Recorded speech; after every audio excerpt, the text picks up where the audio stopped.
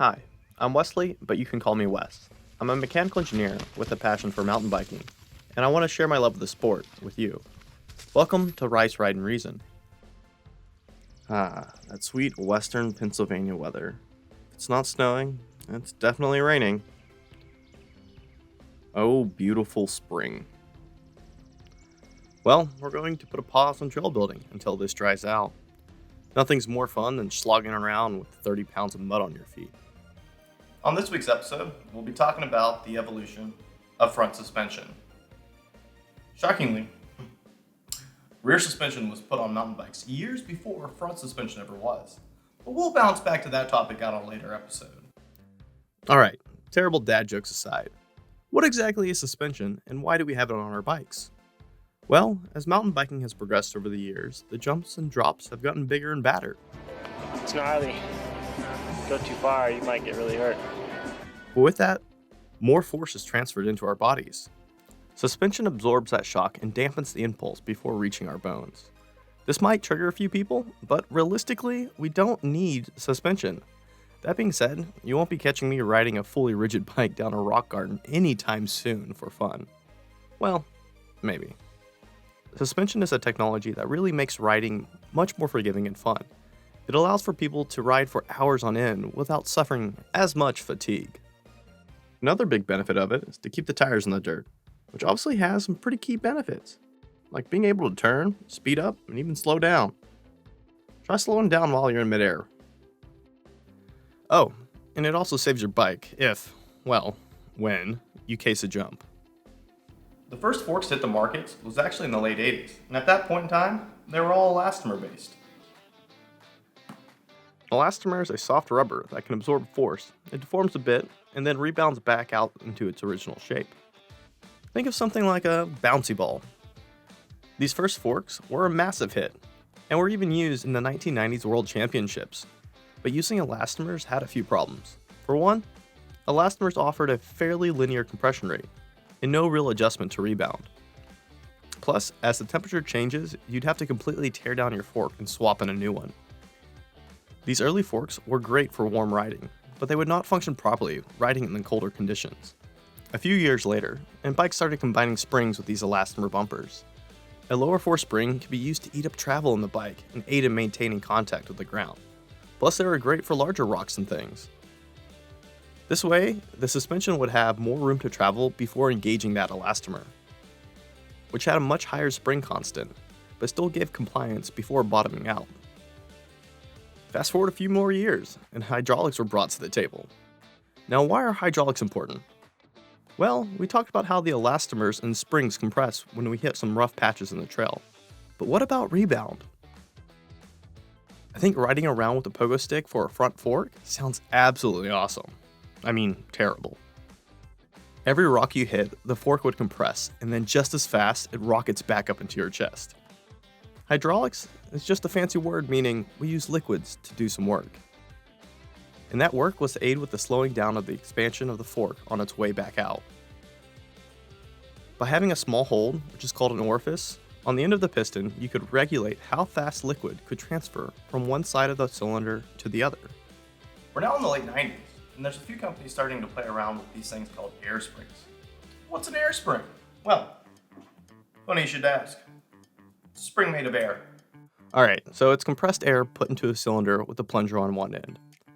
This is exactly like a syringe. Since one side of the cylinder is closed, the air has nowhere to go, and as you press down on the syringe, the air pressure increases, much like your typical tire pump. This gives us a nonlinear force that most modern forks use. But why would you want spring pressure to increase the more the fork travels? To figure this out, let's start by looking at the types of terrain most bikes run on. You have decently flat and groomed sections, but every once in a while, you get some big rocks or trees in the way. A spring force that works well for absorbing the shock of a tree doesn't necessarily work well for groomed sections, and vice versa. This was a key problem with some of those early on elastomer-based forks. Do you put an elastomer that helps with the big rocks, but is super rigid while riding on a flatter trail? Or do you cater to the smoother trail and your fork bottoms out every time you hit a big rock? Suspension works by mellowing out the terrain of the trail. So let's say this is the rough topography of our trail. We have these small bumps everywhere, no matter how perfectly groomed the trail is. And then we run into some rocks and we get these huge spikes in amplitude. By using just the spring to eat up these changes in elevation, we can generate a curve that looks a bit like this. For the most part, the spring will mirror the exact same terrain, but it has a slight delay. This is because energy is going into the spring and being stored for a hot second, and then it bounces back out. This is called conservation of energy. Now, by adding some damping effects, like hydraulics, to the mix, we can generate a graph that looks a little bit more like this. The spring is still used to eat that initial shock of the terrain, but then our dampers dampen the rebound of the spring, causing them to slowly extend over time instead of right away. But what about conservation of energy here?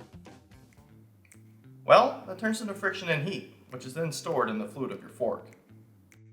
I'll try to explain how it's derived. Let's start by drawing the free body diagram of the bike with a rider. In this situation, the rider and bike are considered the sprung mass, and our tires are considered the unsprung mass. Here, we have the tire, which is also a spring because there's compressed air inside of it, and then the rubber on the outside of the tire acts like a damper to the rebound. Next, we have our fork, which has its air spring and its hydraulic damper inside. Now to the fun math of how these work. In order to do the rest of this math, we end up with some pretty complicated equations that we need to integrate over time using the road terrain as an input.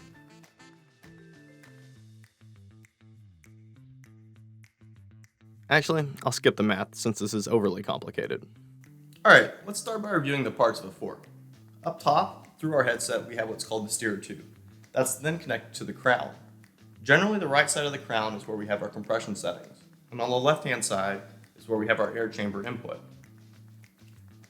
These shiny gold parts are called the stanchions, and these serve as the bearing surfaces as the fork is moving up and down, so you want to keep them nice and clean. This bottom half is called the lower, original. At the bottom of the lower on the right-hand side is where we have our rebound settings, and that's where we can adjust that orifice diameter that I was talking about earlier. And obviously on the lowers is where you attach the tire and the brakes. By adjusting the spring and damping coefficients, you can level out your ride for some pretty gnarly terrain. Or you can open that rebound all the way up and launch yourself off some sweet jumps. That's the beauty of modern forks. With the combined air spring and hydraulics, we get this beautiful mechanical system that works flawlessly without ever needing batteries.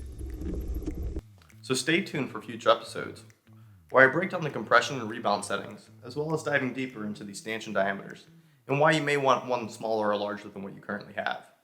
Alright, see you out there on the trail.